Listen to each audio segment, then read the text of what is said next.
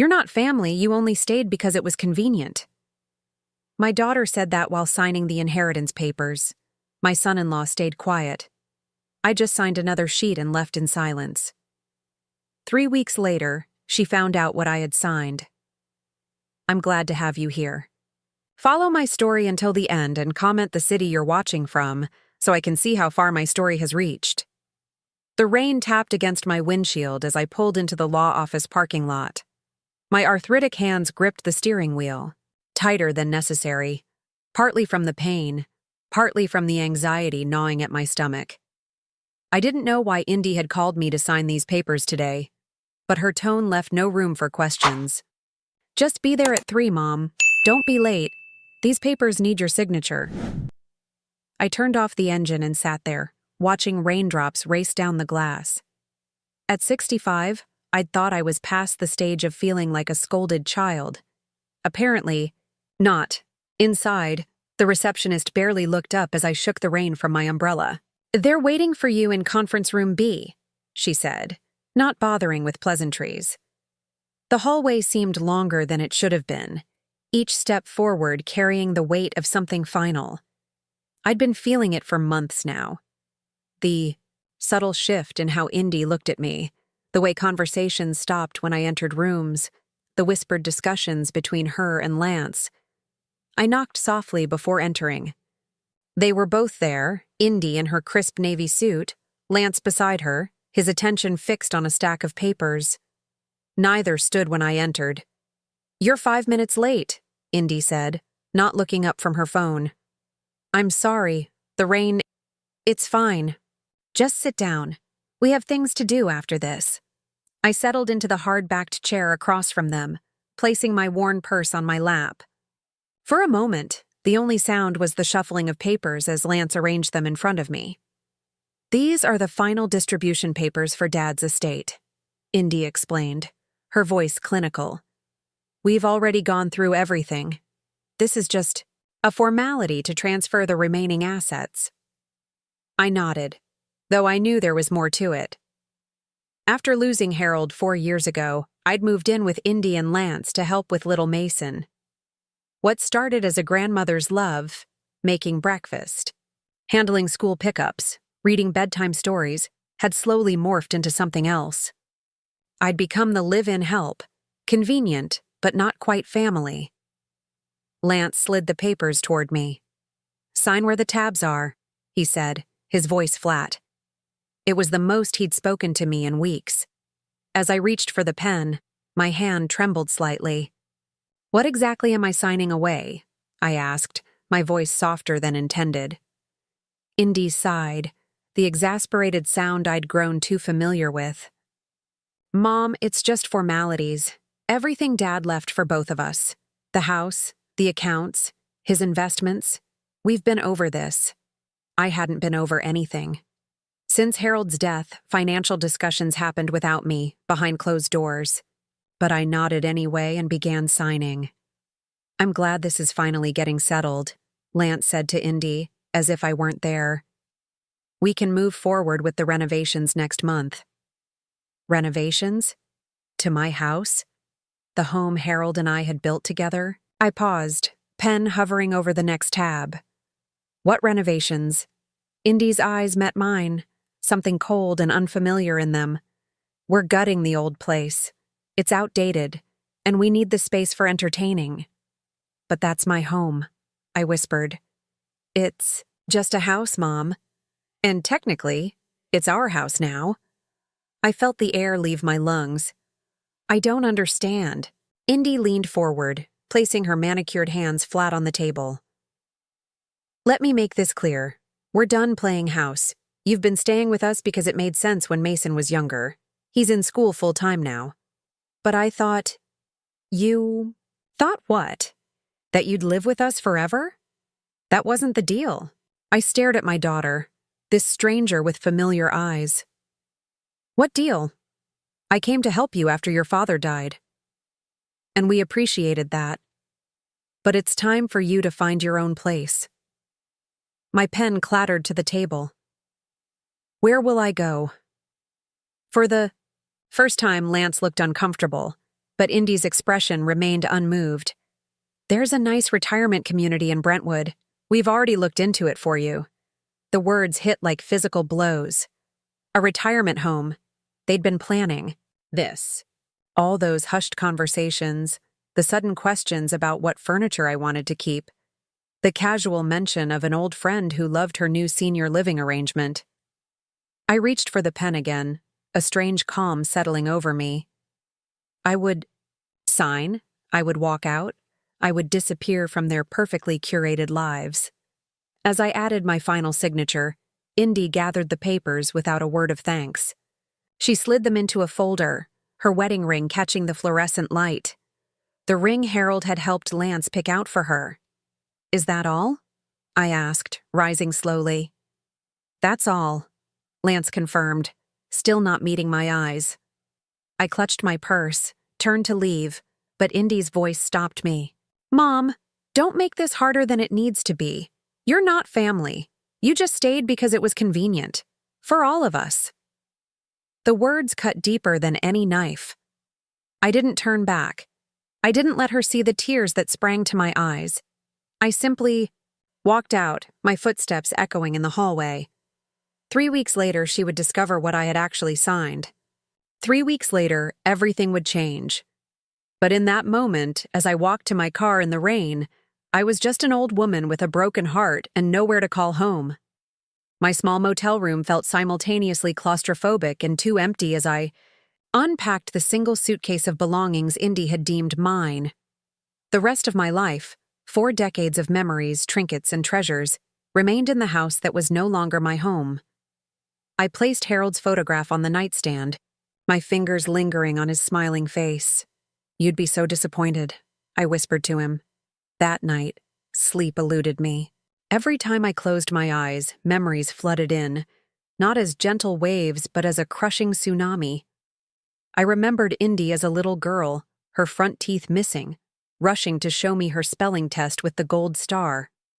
I remembered her high school graduation, how proud Harold and I had been as she gave her valedictorian speech. I remembered her wedding day, how Harold had whispered, "We did good, Rhonda," as we watched her dance with Lance. And then came Harold's diagnosis. Pancreatic cancer. 6 months, the doctor said. He lived for 8, fighting with everything he had. "Promise me you'll take care of each other," Harold had whispered in his hospital bed, holding both my hand and Indy's. We'd both nodded, tears streaming down our faces.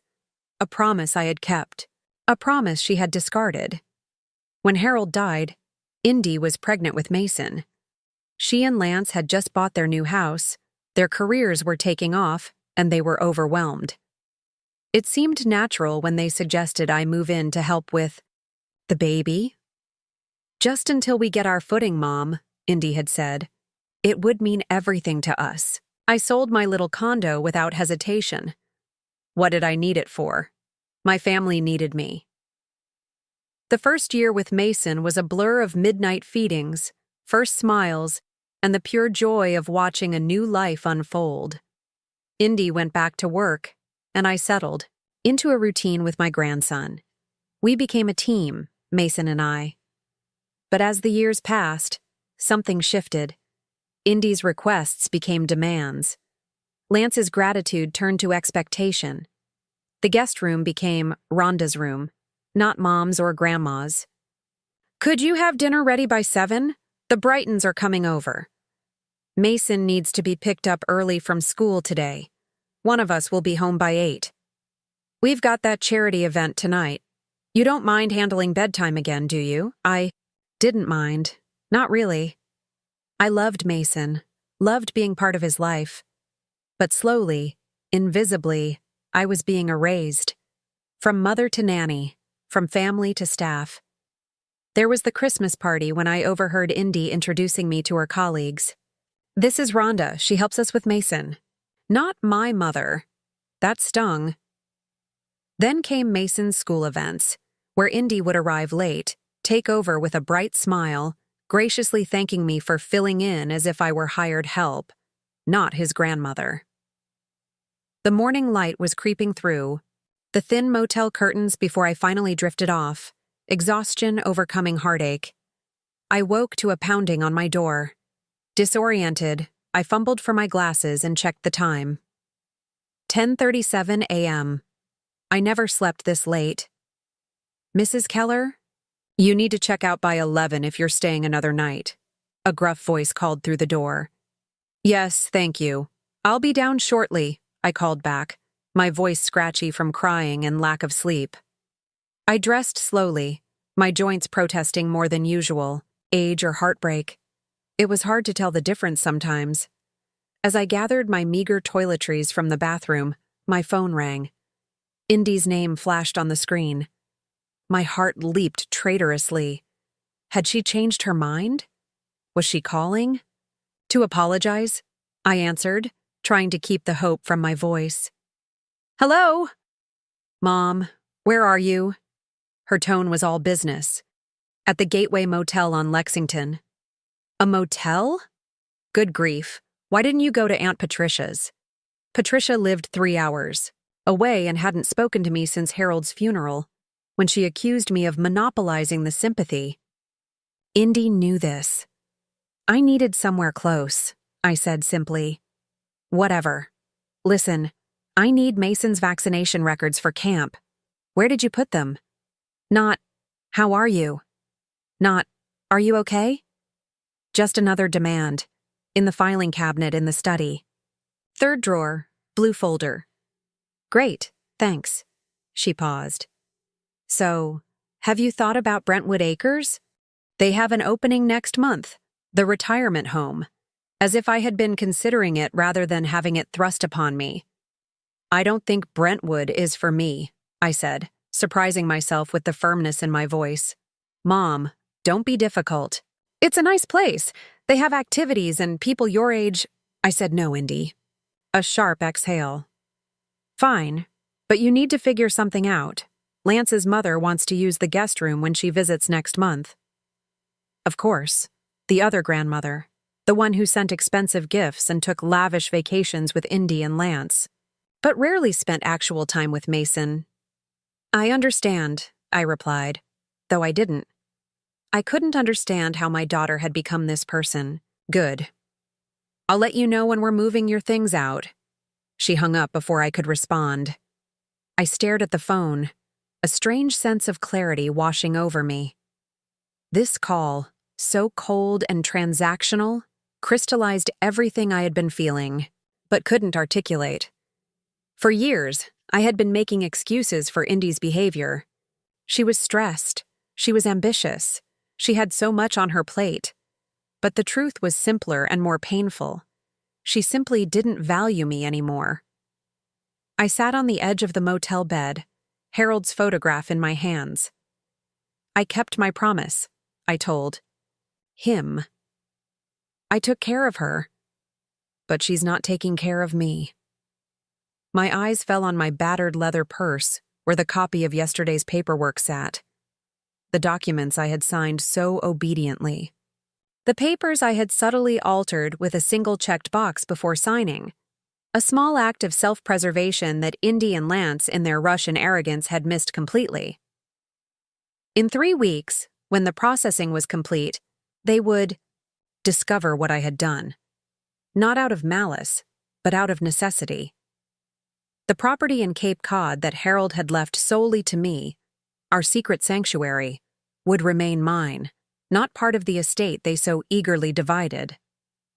It wasn't a fortune, but it was something. It was mine. And for the first time in years, I allowed myself to think not about what Indy needed, but what I needed. I reached for my phone again, this time calling a number I hadn't used in years. Hello, Martin. It's Rhonda Keller. I need your legal advice. Martin. Goldstein's office smelled of old books and coffee. At 72, he was semi-retired, but he'd been Harold's friend for 40 years and our family lawyer for nearly as long. His eyebrows rose as he reviewed the documents I'd brought. Rhonda, you checked box 14C. He looked at me over his reading. Glasses. Did you understand what you were doing? I nodded, smoothing my skirt with trembling hands. I did. and they didn't notice? They didn't even look. Lance just told me where to sign. Martin leaned back in his chair, a smile playing at the corners of his mouth. Harold would have appreciated the irony. He was right. Harold had always admired quiet strength, the kind that didn't announce itself. In our 43 years of marriage, I'd seen him outmaneuver countless aggressive businessmen with nothing more than patience and attention to detail. "Tell me about the property again," I asked, though I knew the story by heart. I just wanted to hear it from someone who remembered Harold kindly. Martin's eyes softened. 4 years ago, just after his diagnosis, Harold came to see me. He wanted to protect you. Ensure you'd always have a place that was yours alone. He tapped the folder. The Cape Cod house was his gift to you. He specifically arranged for it to remain separate from the family estate. The Cape Cod house. Our little sanctuary by the sea. We'd purchased it for a song 30 years ago when the area was still undeveloped. Harold had seen the potential in the weathered little cottage with its unobstructed ocean view. Over the years, we'd renovated it bit by bit, turning it into our personal paradise. "The property has tripled in value since you bought it," Martin continued. "Conservative estimate puts it at about $2.8 million now," I gasped. "That much? That? Area has exploded in the last decade. Plus, Harold made some smart investments with the rental income. There's a sizable account attached to the property." A strange sensation washed over me. Not quite joy, not quite vindication, but something in between. For years, Indy and Lance had treated me as financially dependent on them, conveniently forgetting that I had supported them countless times. "When will they find out?" I asked. 3 weeks, give or take. When the estate finalization goes through, they'll realize the Cape Cod property wasn't included. Martin paused. "Rhonda, they're going to be angry." I smiled sadly. "They're already angry, Martin. They just don't know it yet." The next day, I checked out of the motel. Martin had insisted I stay in his guest house until I figured out my next steps. "Marjorie would have my head if she knew I let you stay in that flea trap," he'd said, referring to his late wife. The guest house was a charming little cottage behind his main home, with a small garden and enough privacy to think clearly. For the first time in days, I spent the morning calling the few friends I'd managed to maintain despite Indy's subtle disapproval. Most were shocked to hear what had happened. "But why would they do that?" my friend Dorothy kept asking. "After everything you've done for them." I had no answer. Or rather, I had too many. Greed. Entitlement. The slow poison of taking someone for granted until they become invisible. On the third day at Martin's, I found myself sorting through the single suitcase of belongings I'd managed to take with me. At the bottom, wrapped in a scarf, was a small leather-bound book, Harold's journal. He'd given it to me on his last Christmas, his handwriting shaky but determined. "Read it when you need to remember us," he'd whispered. I'd never opened it, too afraid of the grief it might unleash. But now, sitting in the quiet of Martin's garden, I felt ready. I needed Harold's voice, his wisdom. The first entry was dated shortly after his diagnosis. September 15th, 2019. "Rhonda doesn't know I've seen through Indy's plan. Our daughter has always been clever, but she thinks I don't notice how she's already rearranging our lives, making decisions about Rhonda's future. I've always been proud of Indy's ambition, but I fear it's hardened her heart. I spoke with Martin today about protecting Rhonda. The Cape Cod house will be her security, her escape, if needed. I've arranged everything to keep it separate from the main estate. Indy won't know until it's too late to contest. I hope I'm wrong about our daughter. I hope that when I'm gone, she'll show Rhonda the love and respect she deserves. But I've seen the coldness in her eyes when she thinks no one's looking. How she speaks to her mother when I'm out of the room. Rhonda believes the best in everyone, especially her children. It's her greatest strength and her greatest vulnerability. She won't see this coming until it's too late." I closed the book, tears streaming down my face. Harold had known. All along, he had seen what I couldn't bear to acknowledge. That Indy had been planning to discard me for years. The next entry confirmed my fears. December 3rd, 2019 overheard Indy and Lance talking about elder care options for Rhonda after I'm gone. Not about bringing her to live with them, but about facilities where she wouldn't be lonely. As if warehousing my wife would be doing her a favor. I confronted Indy. She claimed they were just exploring all possibilities. The look in her eyes when she thought I wasn't watching told a different story. She sees her mother as a burden, an obligation to be managed. I've added more to Rhonda's separate account. Martin has the details. The Cape House isn't just a property. It's her independence. Page after page revealed Harold's quiet battle to secure my future, his growing concern about Indy's character, his love for me shining through every word. In his final entry, written just days before he died, Harold seemed at peace. April 28, 2020, everything is in place for Rhonda. The Cape House, the accounts, all secured in her name only. Indy doesn't suspect a thing. My greatest regret is leaving Rhonda to face what's coming alone. But she is stronger than she knows. When the time comes, she'll find that strength. I've loved her since we were practically children. She deserves so much better than what Indy is planning. I hope someday our daughter realizes what she's throwing away. Not just her mother's love, but her own capacity for compassion. Rhonda, if you're reading this, remember, you were always enough. More than enough. And you deserve a life filled with the same kindness you've given others. Don't let them convince you otherwise. I closed the journal, clutching it to my chest as the sun began to set over Martin's garden. For the first time since that awful day in the lawyer's office, I felt something other than grief and betrayal. I felt ready. The ringing of my phone shattered the morning quiet of Martin's garden. I didn't need to check the caller ID. The specific tone I'd set for Indy years ago blared through the peaceful space. Exactly 3 weeks had passed since that day in the lawyer's office. I took a deep breath and answered, "Hello, Indy." "What the hell did you do?" Her voice was ice and fire simultaneously. I set down my tea, surprising myself with how steady my hand was. "I believe you'll need to be more specific." "The Cape Cod property. It's not in the estate paperwork. The lawyer said you checked some box that kept it separate." "Box 14C, I said calmly. "You knew exactly what you were doing." She was practically screaming now. "You deliberately tricked us. The accusation might have wounded me a month ago. Now, it almost made me laugh. I signed documents I was asked to sign. If you and Lance had bothered to review them properly, you might have noticed." "This is theft." "No, Indy, it's mine. The Cape House was always mine. Harold left it to me specifically, separate from the estate. He made sure of it. Dad would never—" "Your father knew exactly what he was doing," I interrupted, surprising myself with my firmness. "He saw how you were treating me, even before he died. He wanted to make sure I was protected."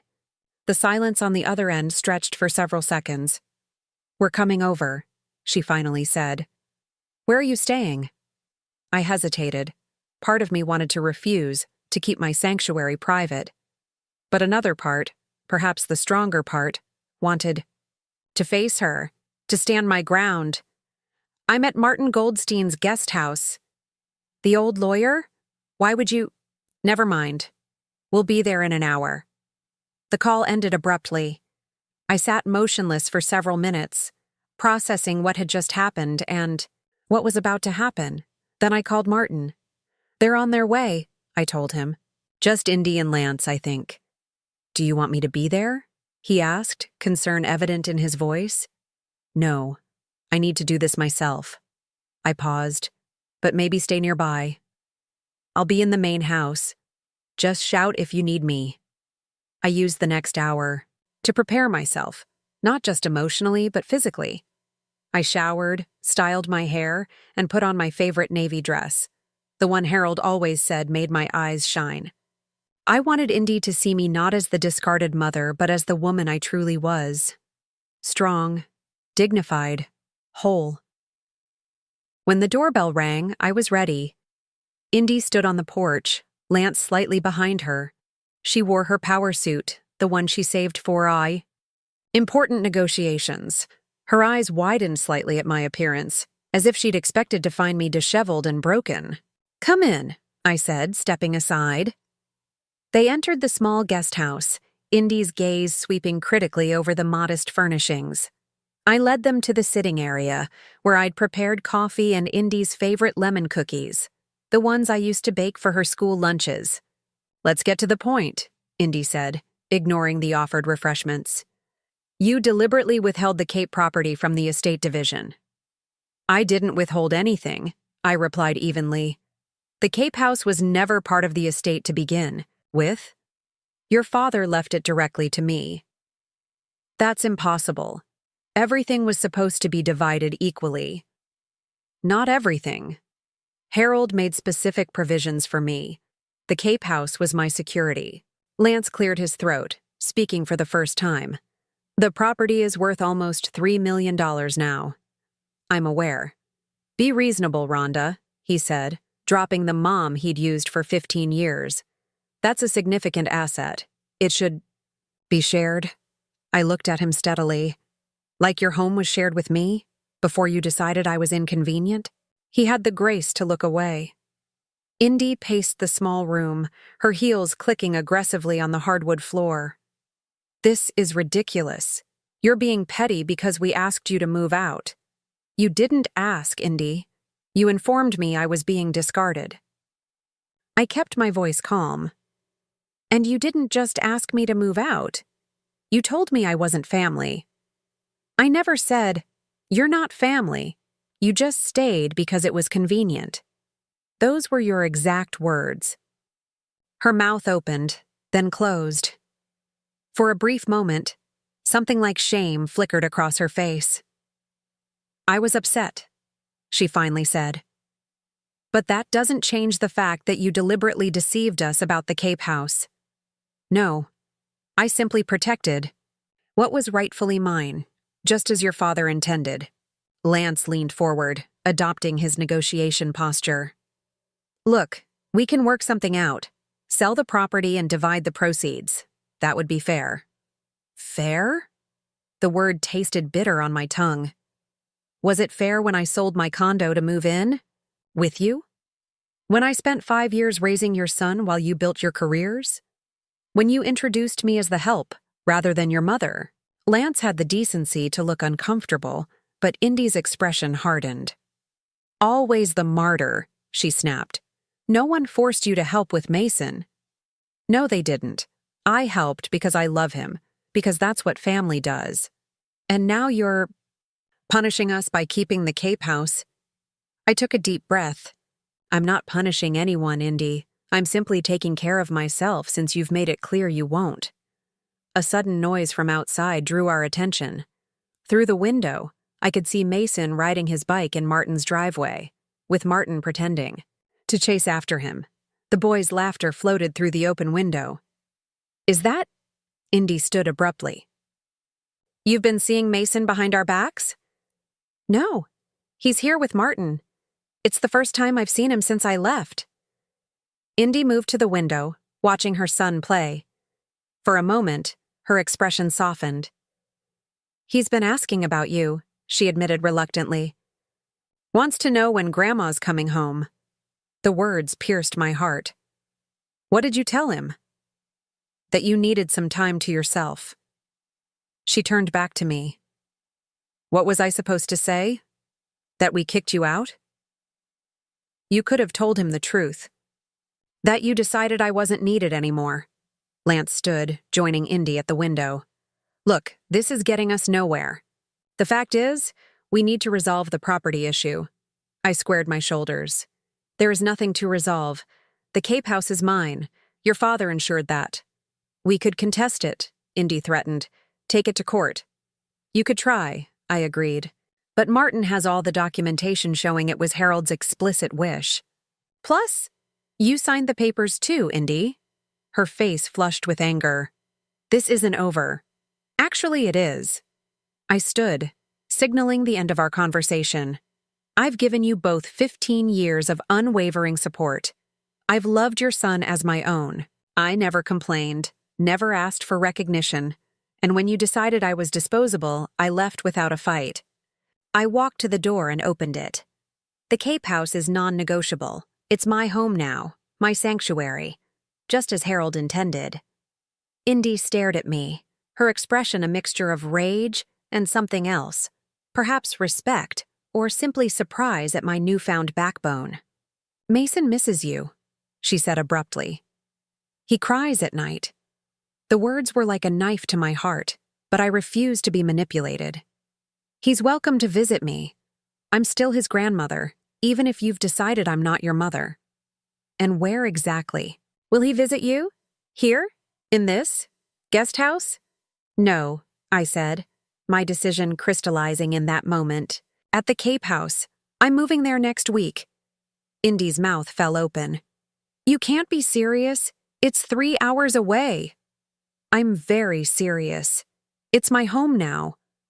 Lance placed a hand on Indy's arm, guiding her toward the door. We should go. As they stepped onto the porch, I called after them. Tell Mason I love him. That will never change, regardless of what's happened between us. Indy paused, not turning back. This isn't what Dad would have wanted. I smiled sadly, though she couldn't see it. Actually, Indy, it's exactly what he wanted. He knew me better than anyone, and he knew you too. They walked away without another word, straight-backed and rigid. Through the window, I watched as they approached Mason, who was still riding circles, around Martin. The boy spotted his parents and quickly abandoned his bike, running to them with open arms. But before he reached them, he turned and waved enthusiastically at me through the window. I waved back, tears stinging my eyes. This wasn't the end. It was just the beginning. The Cape Cod house was exactly as I remembered, and entirely different at the same time. The weathered blue shutters, the creaking front porch, the way light danced across the hardwood floors in the afternoon. All this remained unchanged.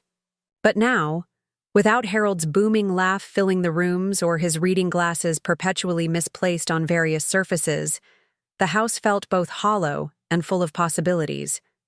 It had been 2 weeks since I'd moved in. 2 weeks of reacquainting myself with solitude, of learning to hear my own voice again without the constant background noise of other people's expectations. I was arranging wildflowers in Harold's favorite vase when the phone rang. Unknown number. I considered letting it go to voicemail, then changed my mind. Hello? Mrs. Keller? A man's voice, hesitant. It's Lance. My hand tightened around the receiver. Lance, this is unexpected. I know. He paused. I'm in town, near you, I mean, in Cape Cod. Why? I have a conference in Boston. I drove down to. I don't know why I'm here, honestly. He sounded different somehow, less confident, more human. Could we talk? In person? My first instinct was to refuse, to protect the sanctuary I'd created. But something in his voice gave me pause. There's a coffee shop called Seabreeze on Main Street. I can meet you there in 30 minutes. Thank you, he said, and I could have sworn he meant it. Seabreeze was quiet for a Saturday, just a few tourists lingering over late lunches. I spotted Lance immediately, sitting at a corner table, staring into a mug as if it contained answers to questions he hadn't yet asked. He stood when he saw me, awkwardly pulling out a chair. Thank you for coming. I sat, studying him. He looked tired, the polished corporate facade cracked enough to show the strained man beneath. Why are you here? Lance? He twisted his wedding ring, a nervous habit I'd noticed years ago. I've been doing a lot of thinking since we last spoke. About what you said. About how we treated you. I waited, unwilling to make this easier for him. Mason cries for you every night, he continued. He doesn't understand why you're gone. And what have you told him? Lance looked genuinely pained. Nothing that makes sense, not even to me anymore. He took a deep breath. The truth is, I'm here because I need to apologize. Of all the things I'd expected from this meeting, an apology wasn't one of them. Indy doesn't know I'm here, he added quickly. She'd be furious if she knew. Then why risk it? He looked out the window, toward the ocean barely visible in the distance. Because I can't sleep. Because every time I look at Mason, I see the hurt in his eyes. Because I stood by while Indy treated you like you were disposable, and I know it was wrong. I sipped my coffee, giving myself time to process his words. It wasn't just Indy, Lance. You were complicit. He nodded, accepting the accusation. I was. I let it happen because it was easier. Because confronting Indy is. He trailed off. Difficult. I finished for him. She's always been strong-willed. That's a charitable way of putting it. He gave a rueful smile. She's become. I don't know how to describe it. Cold. Calculating. Not just with you. With everyone. Including you? His silence was answer enough. Mason asked me yesterday if we could visit you, he said after a moment. I didn't know what to say. Indy has forbidden him from even mentioning your name. The pain of that revelation was physical, a knife twisting in my chest. He's 7 years old. He shouldn't be caught in the middle of this. I know. Lance met my eyes directly for the first time. That's partly why I'm here. Would you? Would you be open to seeing him? If I brought him without Indy knowing? The question hung between us, weighted with implications. I thought of Mason, his gap-toothed smile, the way he'd curl against me during thunderstorms, his endless questions about the world, my grandson, my heart. Yes, I said simply. I would like that very much. Relief washed over Lance's face. Thank you. He misses you terribly. I miss him too. Every day. We sat in silence for a moment, the cafe's ambient noise filling the space between us. There's something else, Lance said finally, his voice lower. Something you should know. What is it? He glanced around, as if worried about being overheard. Indy's been different since Harold died. Harder. More focused on appearances and status than anything else. I've noticed. No, it's worse than you know. He leaned forward. 2 months ago, I overheard her on the phone. She was talking to someone about accelerating the timeline now that you were out of the picture. Timeline for what? Selling your house. Your and Harold's house, I mean. The one you lived in for 30 years. I frowned. But that house isn't worth much. It's in an older neighborhood and it needs work. It's not about the house. It's about the land. Lance's expression was grim. Apparently there's been interest from developers. The entire block could be rezoned for commercial use. Indy's been in talks with them for over a year. The revelation struck me like a physical blow. A year? But I was still living there when Harold died. She was planning this while I was still in the house? Lance nodded, unable to meet my eyes. That's why she was so eager to get you into a retirement home. The developers want to break ground by next spring. I sat back, struggling to absorb this new betrayal. Not just discarded, but deliberately removed so Indy could profit from selling my home. The home where she'd grown up, where every doorframe was marked with her height through the years, where Harold and I had built our life together. I'm sorry, Lance said quietly. I should have told you sooner. I didn't know how. Why tell me now? He looked troubled. Because it's wrong. Because Mason found the photo albums you'd stored in the attic, the ones with all the family pictures in the trash last week. Indy had thrown them away. His voice broke slightly. He was crying, trying to pull them out, And she just told him they were garbage, that we needed to declutter before the move. I closed my eyes, imagining Mason's confusion and distress. When I opened them again, Lance was watching me with something like respect. "You're stronger than all of us, Rhonda. You always have been. I see that now." "Not stronger, just older. I've had more practice at survival." He smiled sadly. "Would next Saturday work? For bringing Mason?" I could tell Indy I'm taking him fishing. I nodded, surprising myself with the surge of joy that rose in my chest. Yes, Saturday would be perfect. As we parted outside the cafe, Lance hesitated, then said, "Harold would be proud of you, standing your ground, finding your voice." The unexpected kindness brought tears to my eyes. "Thank you for saying that." I watched him walk away. This man, I'd thought I knew. This person who was slowly revealing himself to be more complex than I'd realized. Not a hero, certainly not blameless, but perhaps not entirely a villain either. On the drive home, I found myself wondering about second chances. Not for Indy, some wounds cut too deep for easy healing, but for the fractured pieces of family that remained. For Mason, for myself. Perhaps even, in some limited way, for Lance. The horizon stretched before me, endless and blue, as I turned onto the coastal road that led to my house. My house, my life, my terms. For the first time in years, I felt the stirrings of genuine hope. Saturday morning dawned clear and bright, the kind of September day that feels caught between seasons. Summer's warmth lingering in the air while autumn's crispness waits just around the corner. I'd been up since dawn, unable to contain my anticipation.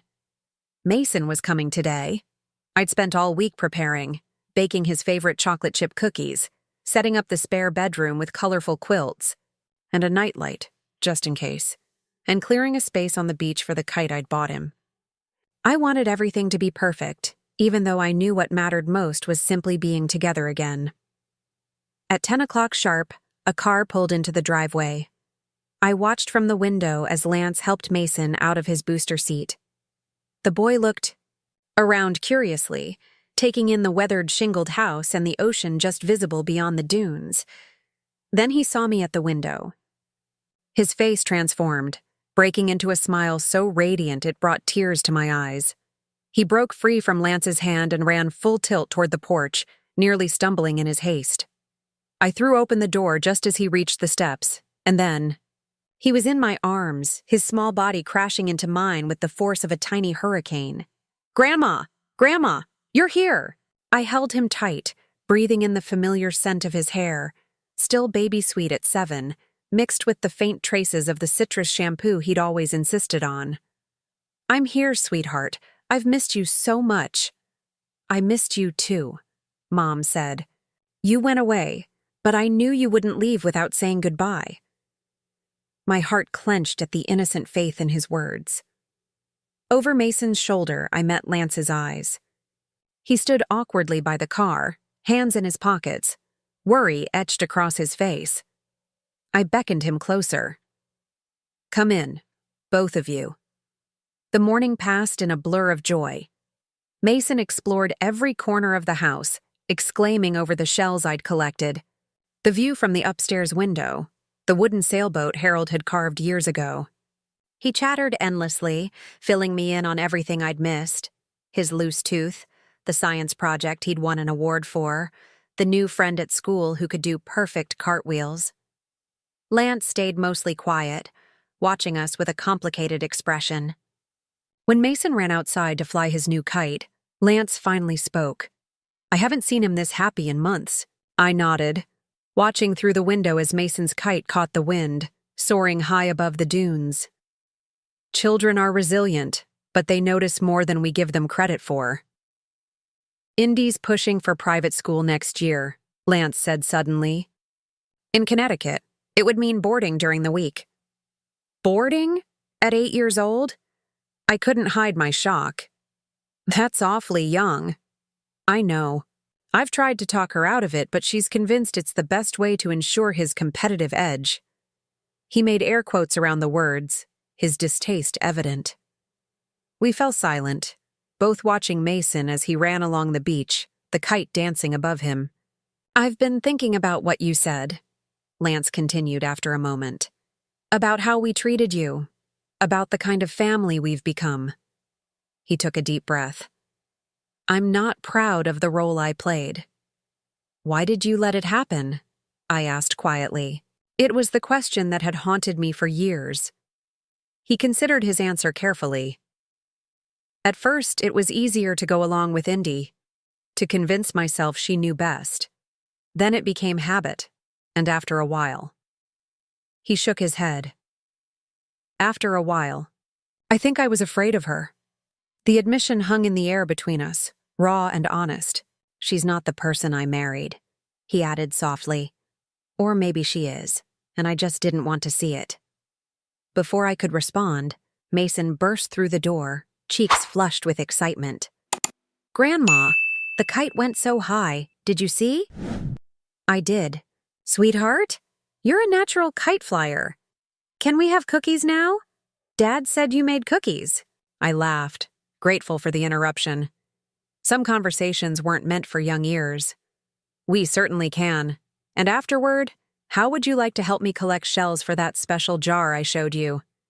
Mason's enthusiastic yes seemed to lighten the atmosphere, pushing back the shadows of our previous conversation. The afternoon passed pleasantly.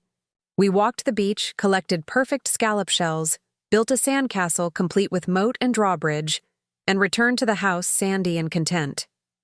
After dinner, macaroni and cheese, Mason's favorite, Lance reluctantly looked at his watch. "We should head back soon. We told your mom we'd be home before dark."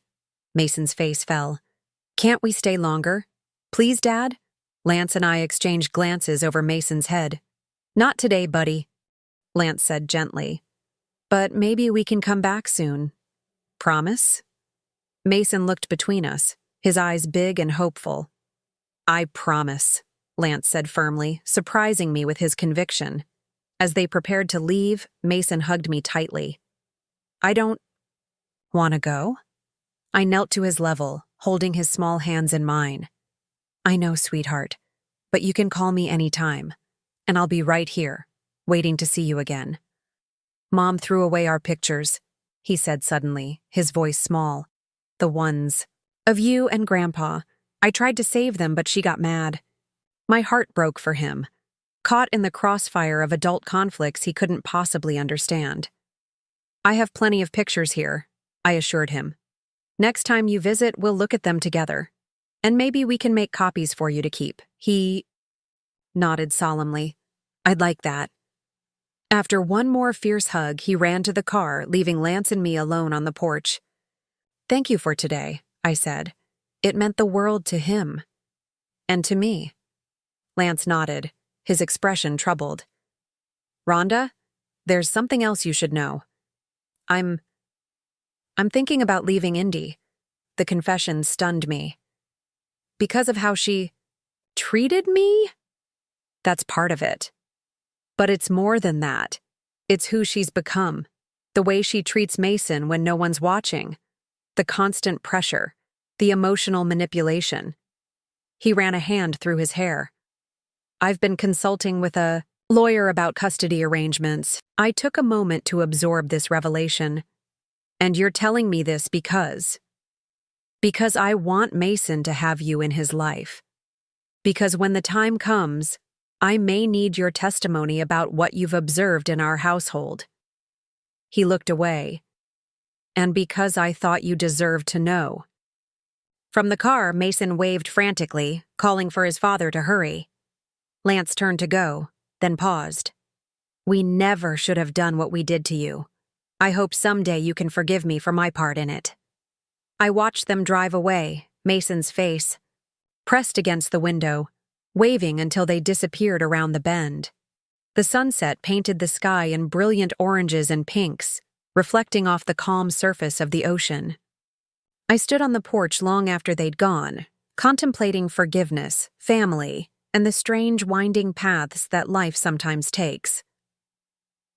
3 months later, on a crisp December morning, my doorbell rang. Through the window, I could see Lance's car in the driveway, Mason bouncing excitedly beside it. My heart leaped at the sight of my grandson, this unexpected joy in my life. But there was something different this time. The car was packed full, suitcases, boxes, Mason's favorite stuffed dinosaur visible through the window. I opened the door. As they approached, questions in my eyes. "We left," Lance said simply. "For good this time." I looked from him to Mason, who was grinning widely despite the circumstances. "What happened?" "We can talk about it later," Lance said, glancing meaningfully at Mason. "Right now, we're looking for a place to stay while I sort things out. Maybe somewhere near here." Mason suggested we ask if you know of any nice neighborhoods. Understanding dawned. This wasn't just a visit. This was a new beginning. I looked at my grandson, at his hopeful face and trusting eyes. I thought of Harold, of his quiet wisdom and foresight. I thought of the journey that had brought me here, to this moment of choice. "I might know just the place," I said, opening the door wider to welcome them in. The house Harold had left me wasn't just my sanctuary anymore. It was becoming what it was always meant to be, a home filled with love, second chances, and the quiet, strength that comes from choosing kindness over bitterness, even when the path is difficult. As I helped Mason carry his backpack inside, I caught a glimpse of the ocean through the window, vast and changeable and beautiful, like life itself. Like the future stretching before us, unwritten and full of possibility. Now I'm curious about you who listened to my story. What would you do if you were in my place? Have you ever been through something similar? Comment below, and meanwhile, I'm leaving on the final screen 2 other stories that are channel favorites, and they will definitely surprise you. Thank you for watching until here.